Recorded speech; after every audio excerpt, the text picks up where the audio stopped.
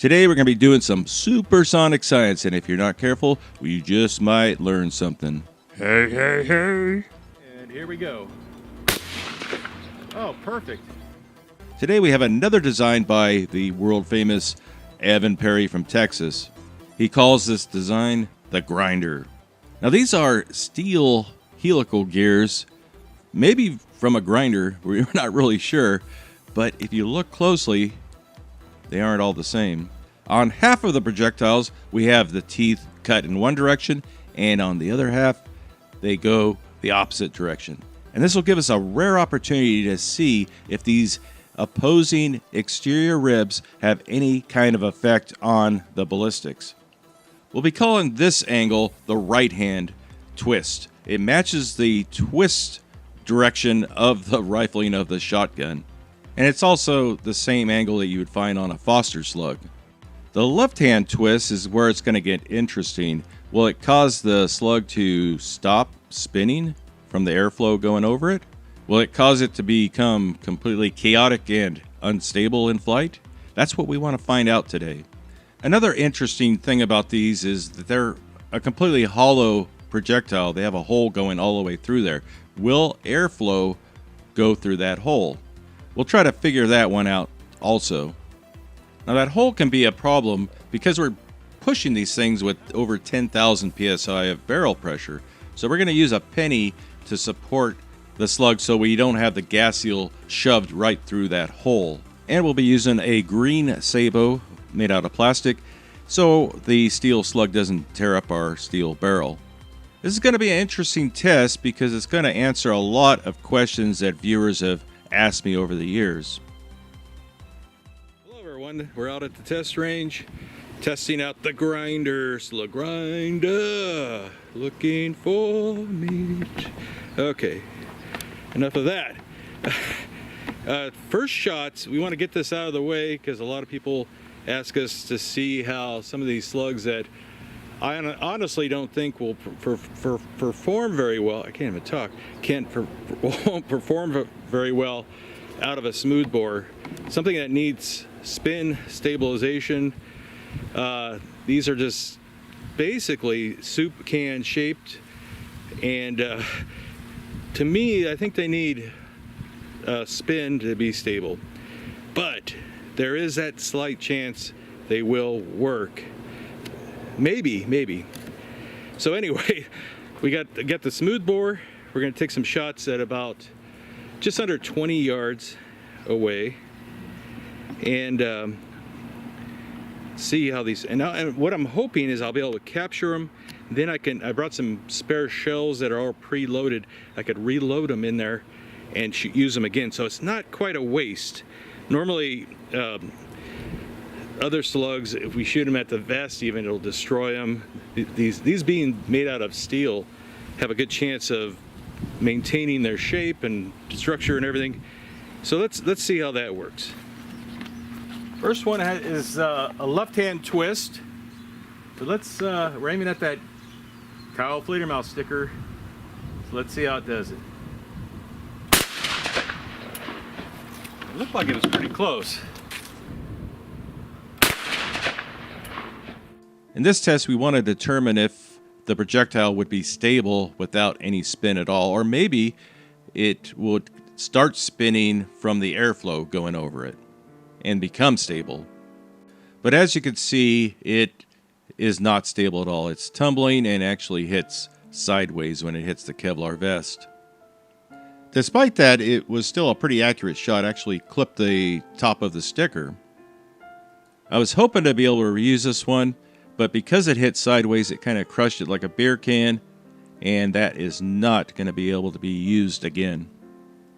The water drop test kind of predicted this. The heavy slug is dropped straight down into the water, and instead of it immediately start spinning, that heavy mass kind of resists wanting to move, and although we get a tiny bit of spin, maybe the slug is unstable and starts to just fly sideways. It's just too late for stability.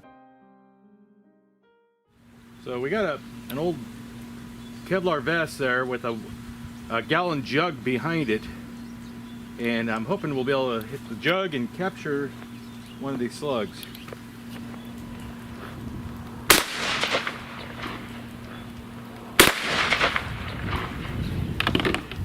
Not bad.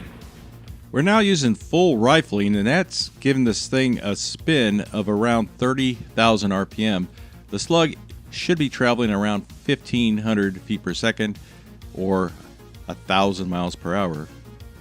Now, as you can see, the water jug behind it completely burst, not because the slug penetrated, it's just from blunt force. So if you're shot wearing your Kevlar body armor, it's still a very traumatic experience. And this is what the grinder looks like after impact. It is slightly damaged, but I think it could be shot again.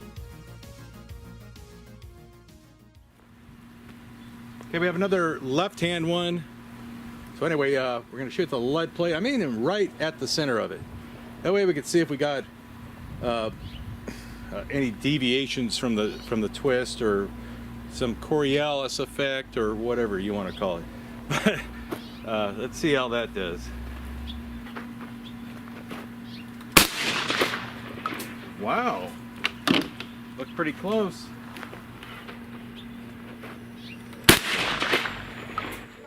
This is the moment we've been waiting to see. The slug with the left-hand twist was pretty accurate. Hit slightly, just ever so slightly to the right. That could be human error, but look how stable that thing is flying. It didn't come to a stop. The spin didn't stop. It just kept on going like it didn't even care. Let's take a look at the plate now. The thing about Evans slugs is they're often incredibly accurate for what they are. I mean, probably more accurate than some factory slugs, let me put it that way. I don't want to undermine his efforts or anything. Incredible accuracy. So I was aiming at the center, went a little bit to the right. That could have just been the way I aimed too. So I'm using a red dot with a big old red dot, and it's not the most precise aiming instrument, but hit right here. Actually, this is a cone of the lead. It kind of, because of the hole, hollow point, whatever. And the slug bounced out somewhere. I saw it on the high speed, and I don't think it's anywhere close. It could have, we always shoot it at an angle this way and an angle this way, so that it doesn't come straight back. So just for safety, you don't want to shoot things perpendicular. So not bad. I mean, like I said, I was aiming roughly right here, and that's very acceptable for a handmade projectile. I have to remind people these things are not made on a CNC or anything. He has a very crude setup that he uses, and it always impresses me, and I'm always surprised too. And again, this was the left hand that was spinning right hand. You know what I'm saying? We're wanting to see if the angles of the ribs might slow it down or cause a weird inaccuracy or tumbling or something like that. So it didn't seem to have any effect on the performance. So just out of fairness, let's see if our point of impact changes by having that right hand twist, and it causes it to spin faster or whatever you think it's going to happen. Again, this is a different plate, and I'm aiming right at the center. It looked pretty dead center.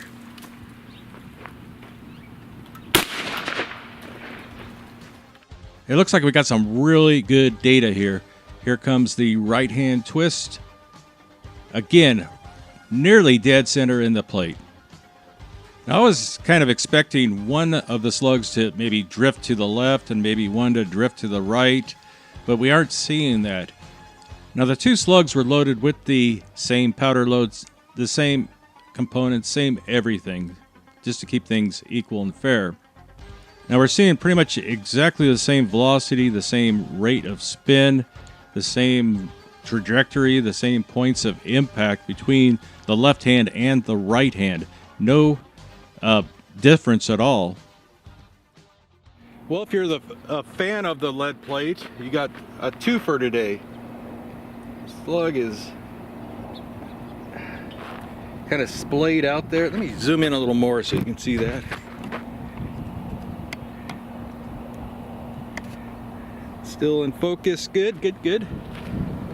Kind of spread out a little bit from the hollow point, I guess. Again, very accurate. You know, again, I was aiming like right here. Being, you know, it's obviously very well balanced. That's the important thing. If we have any imbalances, accuracy can be really bad or poor. Short slugs like this that are not much wider than the width tend to be better, more accurate projectiles, more stable. And but again, there was really no difference in the accuracy between the left hand and the right hand. Didn't care. As far as those ribs go, it just doesn't really matter. Okay, we got another left hand one, lightweight, and inside that core we have some pink powder, lightly tamped in there, and we want to see how far the slug will travel and disperse that white or that pink. I can't even think today. Can't even see how far it'll disperse that pink, because a lot of people think that air is flowing through the center of it, and we'll be able to see if that's true. Now, if it's, you know, it's also spinning at 30,000 RPM, so it should be flinging that powder out the back. But if we had airflow going straight through it, it's all going to be gone after like 10 feet, right? And our target is set out at 40 yards. These things have been so accurate at, you know, about 18 yards that I think we're going to be able to do pretty well at 40 yards. So let's see how that does. 40 yards. See if we can see the pink dust.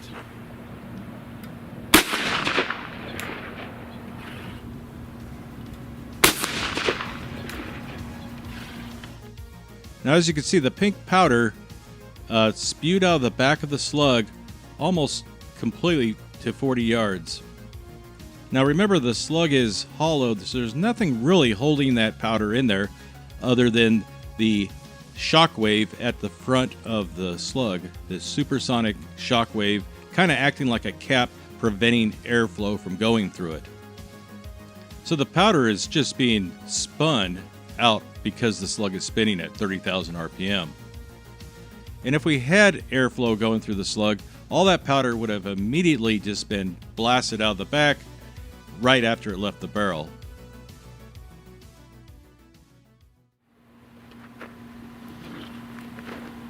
Okay, now we have a right-hand drive one. Again with the pink dust. I'm aiming a few inches below the sticker this time. The first one looked like it hit by his collarbone. Up on towards the left, went high and left on that one. It says California. Sorry.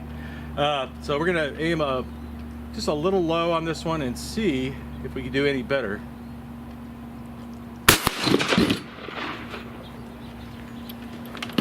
That was a hot one. Whew. Now I did adjust the aim on this one because the first one missed the Kevlar vest and we lost that one. And also, this one also had the pink powder in it, and for whatever reason, it really wasn't very visible. You might have seen a little bit of it at the beginning, but not much. On the first shot, I was aiming point blank at the sticker, and the shot landed right there, just missing the vest.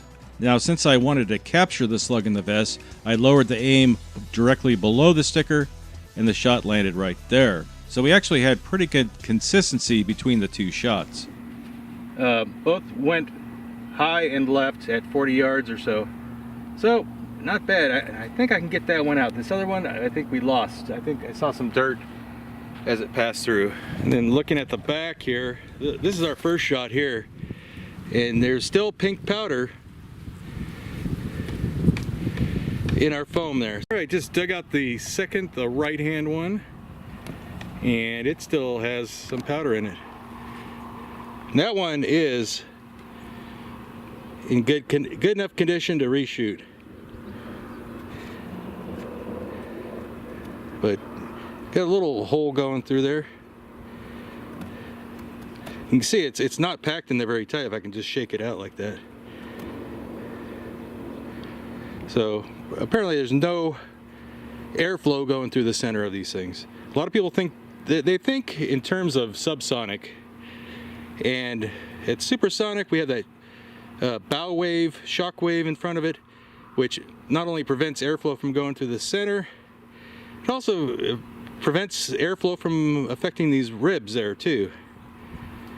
Remember, think supersonic and you'll never go wrong.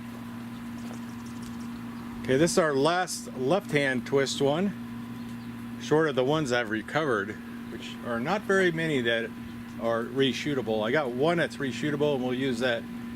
We have a fan favorite here. This is a new target. Last week we used ravioli in the, we made a ravioli volcano. And this week we have green beans with the can placed upside down, so we're hoping it'll shoot the can out if we hit it. And here we go. Oh, perfect. Perfect. Exactly what I was hoping for. And here we go. Oh, perfect. Another very accurate shot. And look at this. It actually took a core sample of the ballistic gel, and you'll be able to see it spit out about, there it is, a little gummy worm of ballistic gel cored out by the grinder slug. That's pretty cool. So that's a very unique type of injury when you're using a hollow slug like that. Now that alone makes me wince a little bit, and it's like, I do not want to be shot with one of these, but it's even worse when you look at the entry wound of the gel. Look at that. Now we can see what the ribs actually do. It creates almost like rifling going into the gel. Isn't that crazy? So not only do you have the permanent hole from the core effect, you also have the multiple serrations. That's just ugly. Next up, we have a can of shaving cream. Brian from Northern California brought this down with him. We didn't shoot it, but it's left over from when he shot with us about a month ago. Now, in this one, I recovered the projectile that we took from the 40-yard shot, stuck it in a pre-prepared shell, and we'll see how this one works out. Here we go. Oh, no! Our first official miss. Now, in this shot, we did not use the penny. And in case you thought I was just talking smack about having good support, this is what happens. The sabot, or the back of the sabot, was shoved into the cavity of the slug and never released.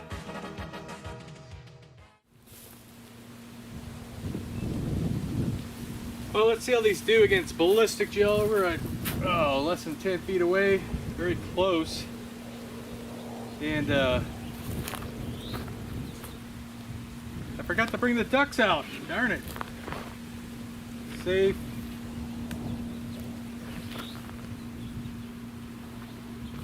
Yeah, this is a block that's been shot before, so prepare for disappointment there. Okay, here we go. Oh boy. Disappointment there. Okay, here we go. Oh boy. The grinder slug did pretty well on the ballistic gel, but in particular, look at the striations in the expanding gel at the beginning there. Pretty gnarly injuries there. Now the gel block is 16 inches long and it just barely squirted out the back of it. It didn't even deflect off the Kevlar panel behind it. It had almost zero energy upon exiting. And it did have enough energy to throw the block off the table.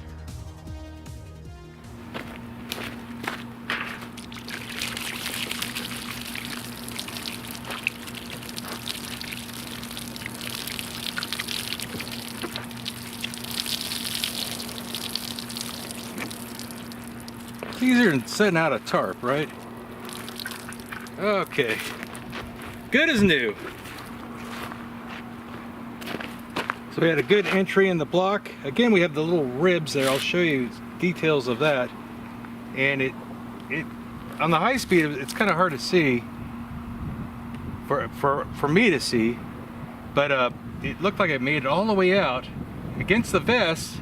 It came to a stop, and from there, I don't know where it went. I looked all over in a 20-foot radius around here.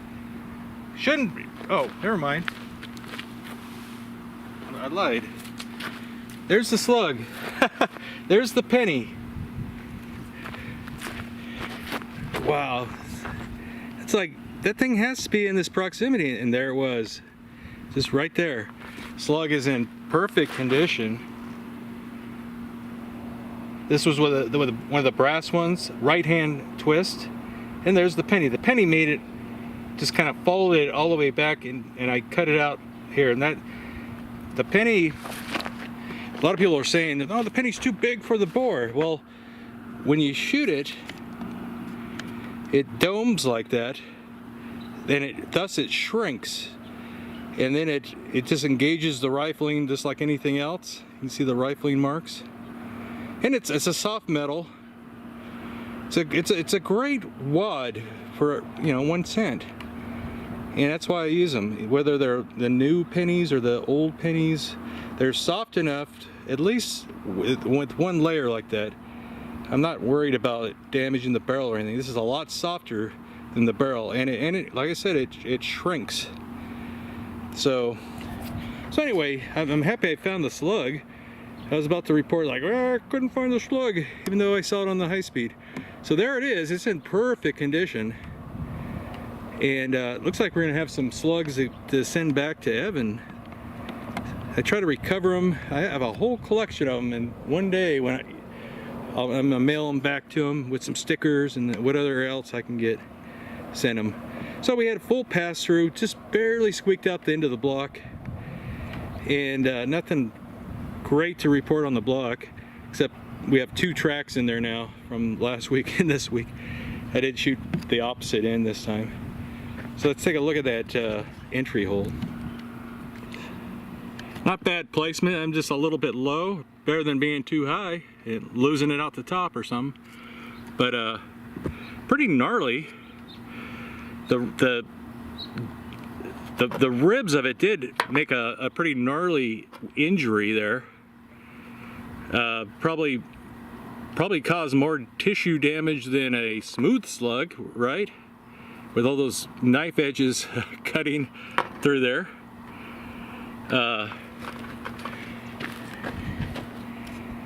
There's the track all the way through, and the penny was way back here, and it was all, it almost made it out. It just kind of followed the slug through the cavity as the cavity was formed. So there you go. I had a pretty good results with these things. Long range, yeah, we'd have to sight them in a little bit, but I think after playing around with that, a few more shots, we'd get them very accurate out to 40, 50, 60 yards. Being light, they may not go much further than that before they start, I don't know, heavier slugs tend to be more accurate out at longer ranges. But it's possible we could get a 100-yard hit on a human torso, somewhere on the torso. But yeah, that's awesome. I was hoping to see, well, like a coring action or something like that, and I guess we kind of do. It didn't really close back up. There is a hole going through there that we could actually put a 1/4-inch rod through there easily without, because it didn't really close up. We kind of cut a hole through there like a hole punch. So there you have it. Not the prettiest block in the world. I wasn't planning on using the block today, so I had one left. It's like, I better get a gel block shot. It's a little more work to do that, but did not have a new one prepared for this week. But I hope you enjoyed the video. Good job, Evan. Did not see any really differences between the left hand and the right hand, surprisingly. So there you go. We will see you next week.